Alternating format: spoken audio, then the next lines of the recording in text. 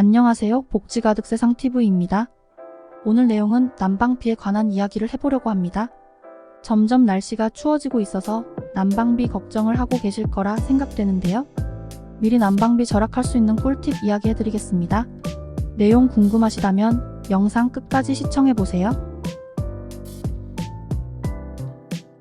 요즘 고물가 시대로 난방비, 교통비 등등 나의 월급 빼고 모두가 오르고 있는 상황이죠. 많은 금액은 아니더라도 조금이나마 아낄 수 있는 방법을 알려드리려고 해요.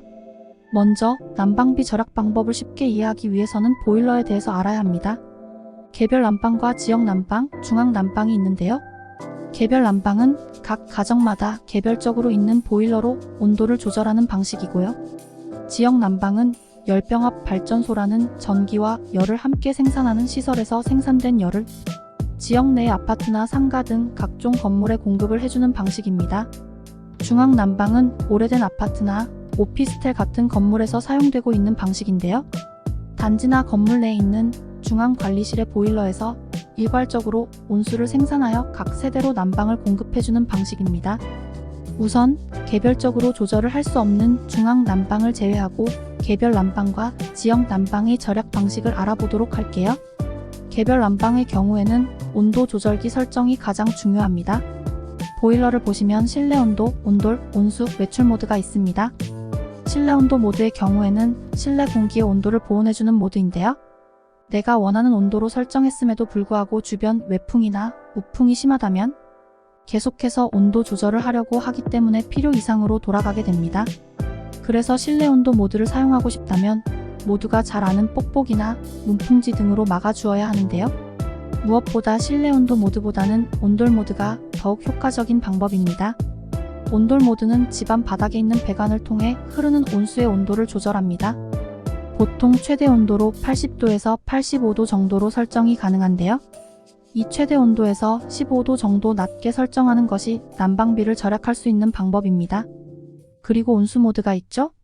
물을 사용할 때 따뜻한 온수를 사용하기 위한 기능인데요. 온수 모드의 온도를 설정할 때는 55도 정도가 가장 적당합니다. 빨리 데우겠다고 60도 이상으로 설정할 경우 더 많은 에너지를 소비하게 되는데요. 이 경우에 정작 물을 사용할 때 너무 뜨거워서 찬물로 돌려 사용해야 하기 때문에 필요 이상의 에너지를 사용하게 된다는 점 잊지 마세요. 그 다음은 외출 모드입니다. 외출 모드의 경우는 잠깐 외출하거나 출근, 등교같이 하루가 넘지 않는 시간 동안 집을 비울 때 가장 효율적으로 사용할 수 있는 모드인데요. 오히려 꺼둔다면 다시 온도를 올리기 위해서 더 많은 에너지를 사용하게 됩니다. 1시간 이상의 외출이라면 외출 모드로 해두시고 이보다 더 짧은 시간의 외출이라면 평소 설정해두는 온도보다 2도에서 3도가량 낮게 설정해두는 것이 절약하는 방법이라 할 수 있습니다. 다음은 지역 난방입니다. 지역 난방의 경우 열량계와 유량계로 나뉘는데요. 먼저 계량기를 찾아서 사용하는 단위를 먼저 확인해주세요. 계량기는 보통 현관문 옆 베란다 또는 싱크대 아래에 있습니다. 관리비 고지서를 통해서 확인이 가능한데 간혹 고지서에 잘못 기재되어 있는 경우가 있어서 계량기를 직접 확인하는 것이 정확하다고 볼 수 있습니다. 사용 단위는 메가칼로리, 메가와트아워, 기가칼로리의 단위를 사용한다면 열량계, 세제곱미터나 톤이면 유량계라고 보시면 되는데요.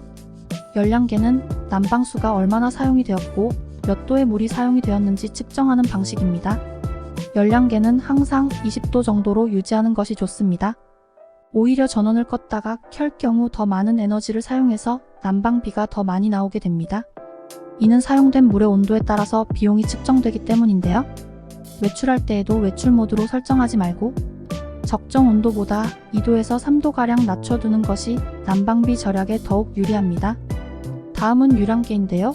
유량계는 난방수가 얼마나 사용되었는지 측정하는 방식입니다. 난방을 켜놓는 동안 계속해서 난방수가 들어오게 되는데요. 사용된 물의 양에 따라 비용을 측정하는데 계속 켜놓게 되면 난방비 폭탄을 맞을 수밖에 없습니다. 그래서 유량계를 사용하고 있다면 타이머 기능을 활용하는 게 가장 좋습니다.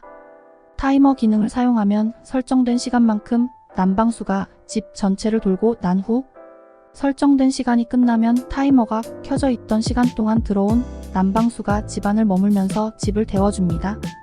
유량계를 사용하는 가정집의 경우 평소에 15만원가량 비용이 발생했다면 타이머 기능만 활용해도 5만원에서 7만원 가량 아낄 수 있기 때문에 꼭 활용해 보시길 바랍니다. 단, 주의할 점은 안 쓰는 방의 경우 난방비를 아끼기 위해 밸브를 잠가두는 경우가 있는데요. 유랑계라면 집 전체에 가동되게 하는 것이 좋습니다. 그 이유는 유랑계 보일러는 시간당 들어오는 난방수의 양이 정해져 있는데요. 밸브를 잠가둔다고 해서 난방수가 덜 들어오는 것이 아닙니다. 오히려 밸브를 잠가둔다면 방과 방 사이의 온도차가 커져서 열 손실이 더 많이 나게 되므로 모든 곳에 밸브를 열어두는 것이 바람직한 방법이니 이 점 꼭 기억하시길 바랍니다. 오늘 내용은 여기까지인데요. 내용이 도움이 되셨는지 모르겠습니다. 마음에 드셨다면 구독, 좋아요 눌러주시고 오늘도 영상 끝까지 시청해주셔서 감사합니다.